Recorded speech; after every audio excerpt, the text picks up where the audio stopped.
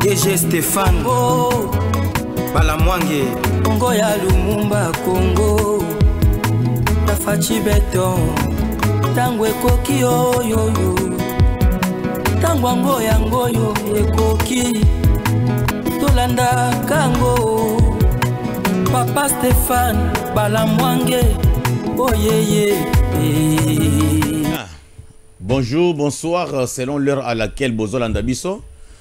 Ils en ont des personnes kabanga quand ils ont mis ça dans la bino de temps en temps tout sur la kamakambo RDC tout sur la kamakambo isolé kanambo kanabiso précisément na capitale ya RDC Kinshasa ainsi que makambo isolé kana est kuna. Alors to le beli penda makambo trop ya est to zo continuer ka ko le belango parce que to ko le mangote ya des préoccupations majeures na mo ya lelo et c'est ce qui est comme information à la une. Donc, ndengeza boye, tuzagaka biso na biso ba congolais, toko kana ko réfléchir. Nini toko ko sala poto sauver mboka na biso RDC oyo qui se retrouve en partie na maboko ya banguna qui sont représentés aujourd'hui par Hippolyte Kanambe Kazemberere. Kandenge na uti ko betere bino lisolo lobi ke mwana wana azamwa na muzete. Azapenda mwana kamhada musée ndenge musée adoptaye mais talaka ndenge balobaka ke jamais okoboko la kosite soki oboko likosi yeba ke mokolo kosi akokola akolia yo. Et c'est par là que j'ai donné encore raison nandeko Noël Chani mwa janvita oyo abanda kolobete ndenge zabo mutako kamba mboka na biso ifosa la kaka congolais des pères et des mères. Parce que moutou oyaza des pères et des mères et ils ont fait ça passer. Moutou koya na face que non je suis congolais 50%, 50% sont naza rwandais. Je suis congolais 50%, 50% sont naza tanzanien. Mokolo mboka na biso et kozala en difficulté. Na mboka ne mususu wana il va s'appuyer. C'est ce que nous voyons aujourd'hui. Tomoni Hippolyte Kanambe Kazembere le lo abimisi vrai face naye et mononi à la face du monde que azawana pour les intérêts rwandais yaonde likambozo bundela wana eloko nini la kisibiso que azo bundela intérêt rwandais parce que tango ba sanctionner noko na bango James Kabarebe déjà ya akomi kobima na ba média ko sala ba déclaration tango ba sanction bandaka ko tomber et kweti ko na mboka ya Rwanda pende yo pesé makasi. Alors on lui a dit que non messieurs, il faut officialiser Bitumba et comme congolais yo kende kuna yangonde aye. Mais na sita déjà masolo makamunyo sorana boule au bazan ko na minute o ezaki parce que au mois de juin ici, il faut que la RDC mboka na biso a se retrouver na États-Unis d'Amérique ainsi que le Rwanda, le pays agresseur. Et ça n'a pas accord moko et kosigname kuna en 3. Alors bango bako se retrouver isolé parce que une fois que les accords seront signés, Rwanda d'office akokata soutien matériel na ye nyonso na ba M23 na AFC nanga en militaire et en logistique. Alors et tant que américain bako quitter sur le terrain pour baya ko sala misala oyo ko sala signé na convention wana de toutes les façons ba américain bako mettre sécurité na panzinyo so wana et bango ils vont se retrouver en l'air. Alors ils sont en train de faire tout ça pour que mungongo na bango yokana. C'est la politique que le Rwanda et son neveu Kanambe Kazembere basali stratégie wana de sorte que tango bako banda ko multiplier ba atrocité bazo sala ba déclaration de temps en temps ya makasi pour que mungongo na bango yokana comme ça tango to comme en mois de juin pour na ko sala signature entre la RDC et États-Unis et Rwanda, il faut que bango peut pas la représenter wana pambate ils vont se retrouver. C'est tout ce qui se passe mais bon banga na bino dia nango rien parce que na otu ko zo ba information moko ya bien Isaac ndenge zawana au moninyoka ceux qui déjà passé au moninyoka atira na grimace abalusaka mukila asaka penda mukila boyo mais ceux qui muto yebite que non nyoka oyo ba si babomi ye okobanga. Donc ndenge zawana, il n'y aura plus rien et alors rien. Boko yoka jamais M23, Boko yoka jamais AFC et Boko yoka jamais Kombo Yakabila. Retenez la date d'aujourd'hui. Et je sais de quoi je parle. Jamais n'a pas cette information de côté de la caméra n'a pas makasi. Tina États-Unis d'Amérique. Donc tant et tirali moukou c'est pas na bango. Ils n'ont que 2 semaines ou tout au plus 3 semaines. Ils seront partis de là et ils seront évadés. C'est ça le problème. Donc voilà,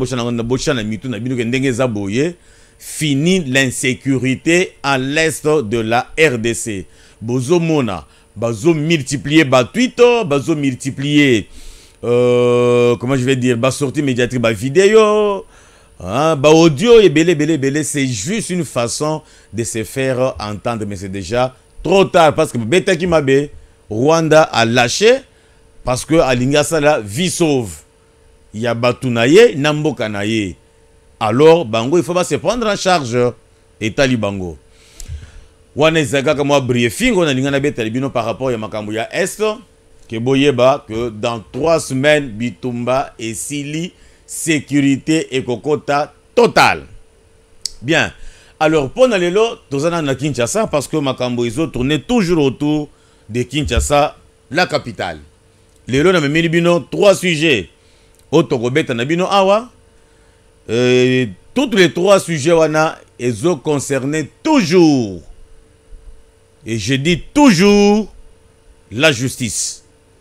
Le premier dossier, il y a ministre d'État, ministre de la Justice et garde des Sceaux, on a Bengi Constant Mutamba Tungunga. Deuxième dossier, Yamatata Pogno, là c'est la justice. Et troisième sujet que nous allons aborder encore aujourd'hui, il y a ministère, comment je vais dire, primature. Donc la première ministre a Kwesi Mitindo, auto bien dans le poteau, mesure conservatoire. Mesure conservatoire, wana abimisiango pona nini. Awana émission Oyo avec Jefferson Kabanga. Bien, na entrée de jeu, nazo yebisabino parce que na bandaki kolande tisikoyo nazo landa de plus près. Dossier, il y a monsieur Constant Mutamba, ministre de la Justice. Lobiwana akindaki na Assemblée nationale. Kokutana na commission oyo batiaki en place pour na ko auditionner yé.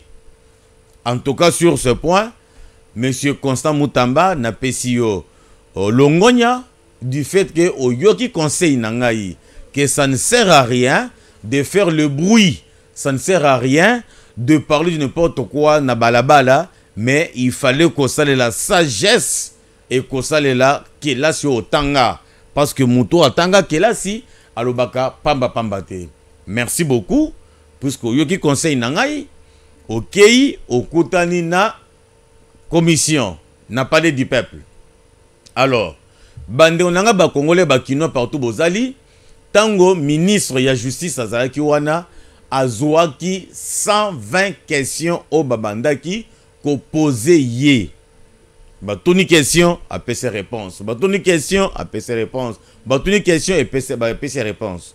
Ba réponse eza ebele par rapport ya ba question tonaki ye et nakoki ko étaler yango moko na moko te puis na réponse nango.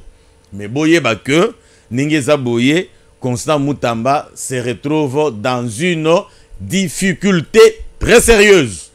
Ah bien sûr que oui. Azana difficulté parce que selon ba caméra nangai balobi que na ba mituna nyonso batuni yewana apesaki ba réponse convaincante te. Alors un deuxième conseil que nazo pesandeko na minute oyo na moyo na yalelo, tu n'as pas autre choix que de coopérer avec la justice congolaise. Kocha mapekate mon frère Constant Mutamba. Kocha lolendote mon frère Constant Mutamba. Je te donne les exemples ya batu oyo ba connaîtra le même cas que toi. Eteni Longondo avec dossier il y a Covid-19. Banungu ebimaka bele batoto bandolo belango na Kinshasa awa. Mais à sa sagesse, il est allé coopérer avec la justice, c'est-à-dire que mbongo adamaka puisque quelque part zaki moyibi. Quand on dit coopérer avec la justice, ce n'est pas coopérer ya kosala sokindeni non, kosanza mbongo. Au sanzimbongo et sili batikio. C'est tout ce qui te reste à faire, monsieur Constant Moutamba. En dehors de ça, tu risques, donc, oso risquer, au bébé sa carrière politique na yo, oso risquer, au bébé sa combo na yo, oso risquer bakunda yo. Malgré que ba homme politique congolais basarne tu bandoki, atako ba belele muyibi, ba belele ndoki, mbayoka ka sonité, muto liboso, muto yambo, ndoki munene, caméléon. Obenga kamere. Caméléon. Ndoki lisu makasi za ipatata wana na tikelo komone kindoki ya modèle wana te. Le lenge ba wolola ye na mboka oyo. Mais ya zo yoka sonité. Alors, tam souci za wakosa na bakisi na makasi. Mais Constant Moutamba kolanda yete va coopérer avec la justice. Là tu seras en paix. Tu seras en paix et alors en paix. Kosala te lokola matata ponyo directement je passe na deuxième point, ça point matata ponyo. Bande konanga nazo comprendre te vraiment. Nazo comprendre te, c'est-à-dire que biso moko ba congolais nde tozolinga Congo te. Pona nini na lobi bongo? Parce que bato oyo tozo mona lokola ba élite mais bango nde miyibi minene et tango bazo yiba bazo tia ba garde-fou de sorte que tango azo sala opération ne wana soki balingi ko kangaye akimia pakati mbangu côté ko kende bokoye baté biloko ne côté ko bombango bokoye baté siko bozozwa révélation na minute oyo po boye makamndenge zoleka boyebi que na mbongo ya Bokangalonzo babuki masango baloni masango babuki masango tango ekomeli bateki mbongo wana mwana mboka Matata Ponyo asali magie akomi magicien mbongo wana ebongwami université de Kindu sikoyo asali nini parce que ayebaki que mbongo oyo eza mbongo muyibi l'un ou l'autre jour dossier ekobima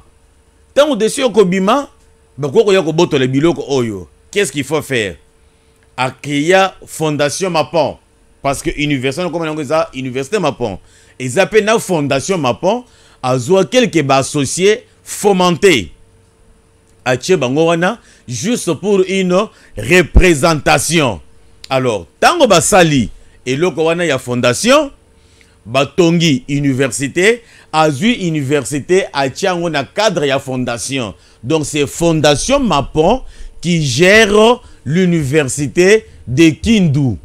Donc université wana eza na kombo ya Matata Ponyo te na ba document nyonso ya université alongola kombo na ye atia kombo ya fondation parce que fondation eza asbel peut-être ndenge moko ezo dépendre na structure songolo pakala selon la loi du pays. Donc azui université o atongi ake ko bomba yango. Je dis bien ake ko bomba yango na fondation. Ba mapangu nyonso asombaka, bandaku nyonso asombaka. Ache na kombo bana na ye, ache na kombo ya mwasi na ye. Siko na zolo na justice congolaise. Papa, nous devons être les intelligents et les hommes forts. C'est-à-dire quoi? Lorsqu'il y a une difficulté qui se pointe devant nous, nous devons raisonner à deux reprises pour contourner la difficulté là. C'est-à-dire quoi? Le Pang. Je prends un exemple dans Gombe sur le boulevard du 30 juin. Je prends une adresse au hasard. Tocha par exemple que non immeuble Mogozan boulevard du 30 juin. Bakei ba évaluer, ba trouver que immeuble wana est cause à la valeur. Attends, il y a 3 millions de dollars.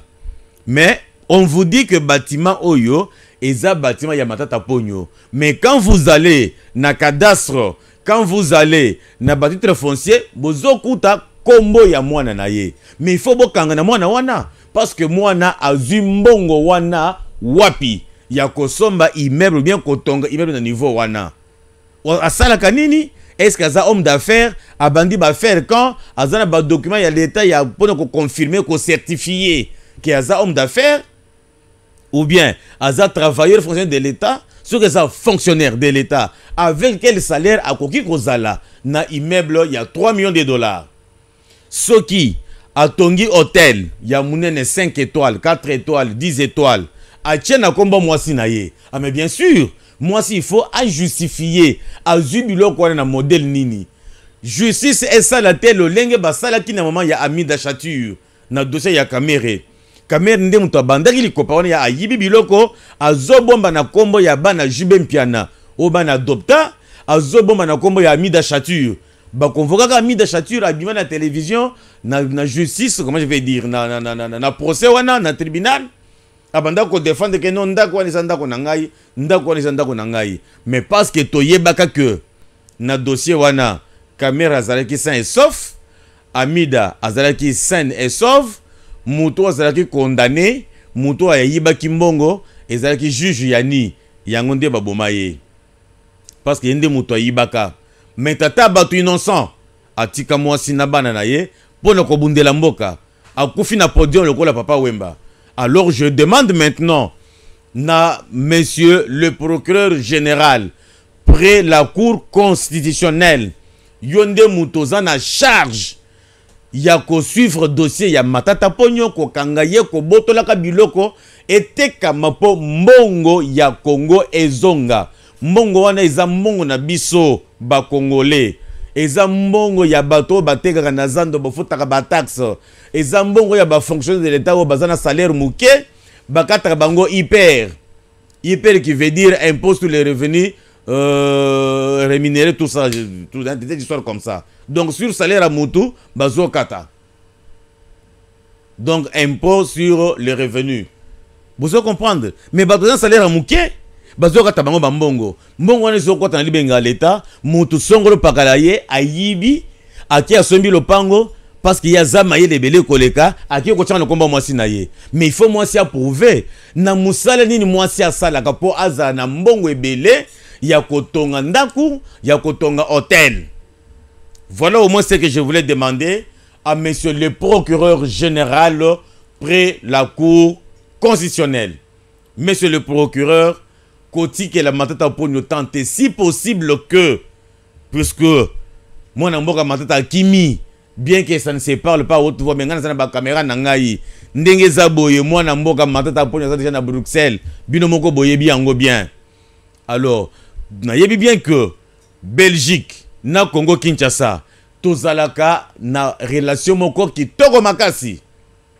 Alors qu'est-ce qui peut empêcher que Bossala Mukanda pour ba extrader ye awa aya ko purger peine na ye comme ça et ko servir na bato mususu leçon que ceux qui na yibi attaque na kimi mboko na kimeli mboka wana bazar na diplomatie ya bien na RDC alors kuna mboka wana ko kangangai ba ko extrader na RDC na ko ndako purger et ko zala une leçon morale yangonde tozozela na yo papa procureur tozo zele loko wana sunga biso ba congolais pour une fois dans l'histoire to mona ke muto asalimbe ba bakangi a puriger aya na makambo te ke no liberté provisoire aya na makambo te ke no na komo bela tango banda ko ibambongo wana abela kité mais tango ko tamakala une semaine après akomi ko bela o liberté provisoire akende na poto. Heureusement que na véridique ya cour constitutionnelle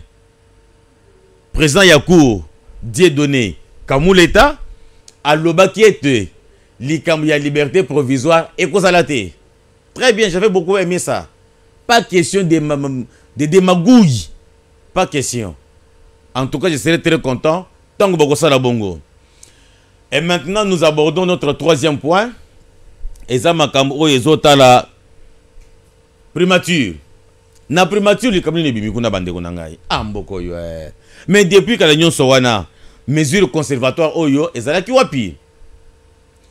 Maman Toulouka Soumina Judith, Yayo Yangwana, Madame la Première ministre, pour une fois, au convaincre penser nangai, au convaincre motema nangai, nanini, na mesure oyo conservatoire ozui bande onanga ba congolais na ba congolaise. Madame ministre a signé Mukanda avec mesure très sévère. Alobi na Mukanda on a, puisque je ne peux pas kotanga Mukanda za moulayi, mais nazo salebino kaka synthèse. Alobi que kotala que na mboka na biso ba détournement ezoleka ebele. Ba détournement ezoleka ebele. Nanzela nini ba détournement on ezoyela. Ba détournement ezoyela nanzela ya ba marché gré à gré. C'est-à-dire quoi marché gré à gré? Je prends exemple, il y a ndeko nangai Constant Mutamba o lelo azana souci na justice. Ndeko Constant Mutamba azaki na projet na ye.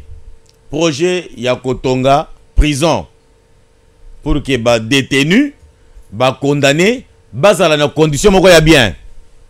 Alors alobi mais kop oyo na kolela ngo pe mbongo. Mais pendant les mbongo na sala nini? A créer, je dis bien à créer société moko ce qui Zion bien sûr Zion construction société wana même bêche otobenga na lingala pau ezate brouette ezate même mbelia maçon ezate capital mobimba ya société wana $5,000. Société ya bongo nde société oyo ministre de justice et ministre de garçon a keyi ko signé bango contrat, a signé bango marché po baya kotonga. C'est-à-dire que bako banda ko somba ba engin ya kosala le musala kaka na mbongo oyo kobima. Bako banda ko somba ba brouette na mbongo oyo kobima. Bako banda ko louer ba engin ya kokule ba béton kana mbongo oyo kobima. Mais société mobimba matériel les até capital mobimba $5,000 sans bureau. Vous comprenez ta binomoko? Baza na bureau ta bureau na bango ezawapi na adresse ni na Kinshasa. Alors marché on est bien marché gré à gré. Muto akeya document société moko boya lukuta aye ache yango wana que non société yango yeyo toujours travailler na yango. Nzoka eza société na ye moko o a créé a fomenta pour que tango mongo kokota a kati mbongo ebele a tient na poche les restes ici a copé ça ba ingénieur na ya ko recruter dans 3-4 jours a recruter batou ba yeba comment ça la musala. Alors cette histoire yangonde mutezo favoriser détournement na ba surfacturation yangonde maman Souminwa Toluka Judith a lobi boye ko bandamo ya lelo ceux qui ont un projet il y a construction projet il y a marché songolo par la haute bengi marché public bien sûr il faut marcher on est la kaka public et ko ça le public na ndenge nini bazo lancer offre que non ndenge zaboye tous un projet il y a kotonga prison. Alors bino ba société de construction boya ko pesa ba candidature na bino, c'est-à-dire chaque candidature il y a chaque société et qu'on allait appuyer na maquette. C'est-à-dire, je prends un exemple, société Star Construction. À qui on peut sa candidature naie à concevoir modèle ya kotonga la prison, à salir maquette sur papier, à déterminer nombre de ba chambres kozala kuna, à déterminer nombre de ba WC kozala kuna, mbambeto kozala kuna, la capacité que nos prisons kozala bato combien. Prison wana kozala en étage, 2 étages, 3 étages, 4 étages na cave, à salle description nyonso et puis à pesina coût global, c'est-à-dire que pour nangai sa construction na modèle oya prison na zola ki sabino et ko coûter $5 millions. Un exemple que j'ai donné. Société pe mususu aye pe na yaye devis na yaye plan de construction avec maquette na ye a déterminer pe biloko na ye a pesipe na prix na ye. Alors tango ba kosala ba dépôt ba candidature na bango appuyé par biloko na uti koloba ministère o ezana charge ya kosala projet wana ba kokota na bureau d'études ba ko banda ko étudier. Nous avons par exemple 10 candidatures ici. Il y a ba société, il y a construction.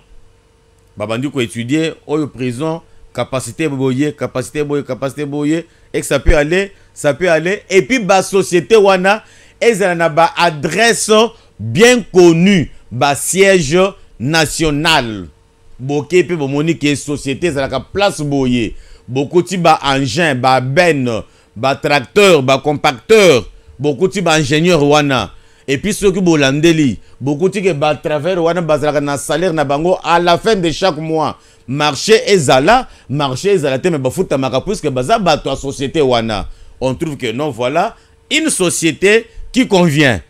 Alors lorsque la société va accomplir ba condition yon wana va retenir. Maintenant il reste seulement question de qu'on négocie sur le prix. Parce que ba maçon, comment je vais dire, ba ingénieur, architecte, ndenge basala kawana na ba société de construction, tango basala ka ba devis, basalement primo ko likolo. Il faut ce que na marchandage ko débattre. Ba débattre lorsque vous allez tomber sur quelqu'un oyo à convaincre bino, boyo kanina prix, boyo kanina durée de construction, boyo kanina maquette makambutu, c'est à ce moment-là qu'on signe le marché.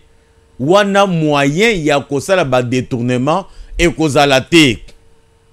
Moyen kosala ba détournement et kozalate. Yangunde mama soumis notre tuluka à l'obéité. En tout cas, il faut marcher dans la kaka public. Appel aux candidatures.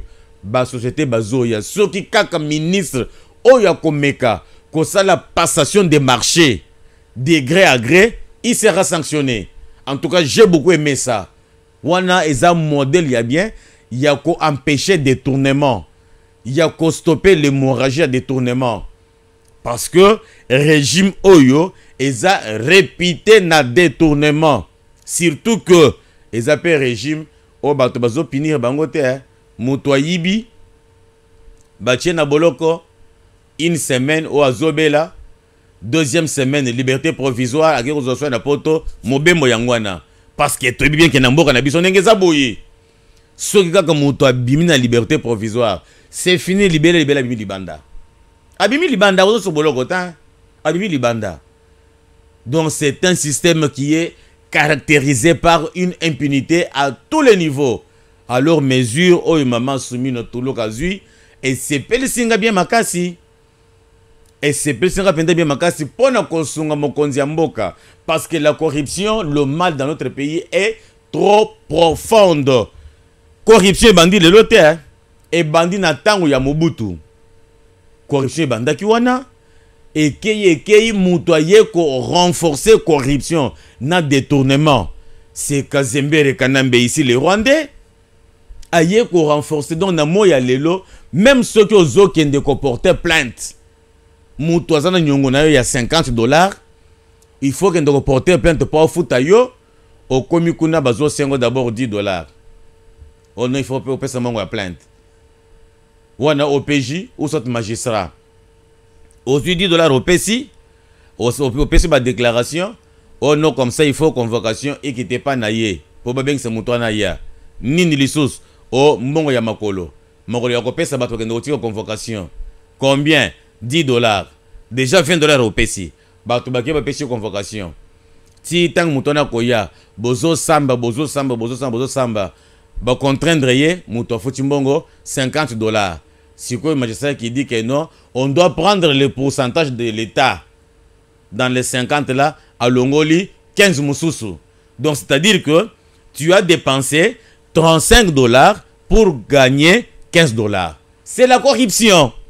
C'est la corruption. Donc ndengeza boye bakema kamera uchoko beta awa ezata iloko mokote e uti ya pambala pambezana ba caméra nangai qui surveille bien les informations. Donc na yebisi bino ke matata ponyo moyibi kile abombi biloko na nyonso na kombo bana na ye na kombo basi na ye na kombo ya fondation na ye. Mutamba était lobby na Assemblée nationale ba auditionné ye mais à bêtement munoko, moi je le conseille kaka à coopérer avec la justice, sinon à Kokota Boloko. Et je salue la mesure de Madame Siminoa. Et ça qui n'a pas de Jefferson Kabanga. Inch'Allah, tout le monde est lobby. Ciao.